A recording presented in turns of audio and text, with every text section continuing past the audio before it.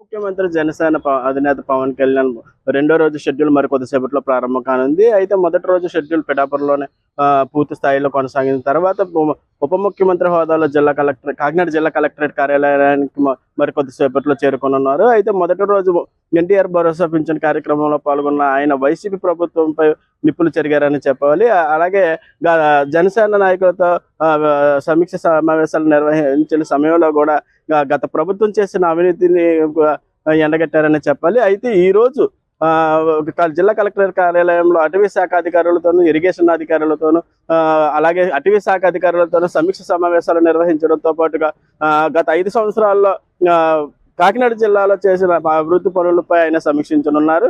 అలాగే గత ప్రభుత్వం ఇరిగేషన్ శాఖ, పంచాయతీరాజ్ శాఖలో, అటవీ శాఖ కార్యాలయంలో చేసిన అవినీతిని ఏ స్థాయిలో ఉందనేది మరోసారి రుజువు చేయనున్నారు. అలాగే ఋషికొండ ప్యాలెస్ విషయంలో కూడా ఆయన ఇప్పటికే మాట చెప్పారు.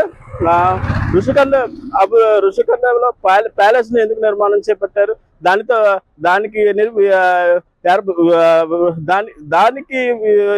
చెల్లించిన 600 కోట్లను రాష్ట్ర ప్రభుత్వ అభివృద్ధిలో చోటు చేసుకుంటే బాగుంటుందని ఆయన ఇప్పటికే స్పష్టం చేశారు. అలాగే రహదారుల నిర్మాణాలతో పాటుగా పంచాయతీరాజ్ నుంచి పారిశుద్ధ్య విషయంలోనూ, మంచినీటి వసతి విషయంలోనూ పూర్తి స్థాయిలో ఆయన మెరుగుపరిచేలా స్పష్టమైన ఆదేశాలతో ఆయన ఉన్నట్లు తెలుస్తా ఉంది. ఏదైనప్పటికీ పవన్ కళ్యాణ్ 3 రోజుల విజయయాత్ర కంటిన్యూ అవుతుందని చెప్పాలి. కెమెరామెన్ ప్రసాద్ తో రిపోర్టర్ చంటి, కాకినాడ.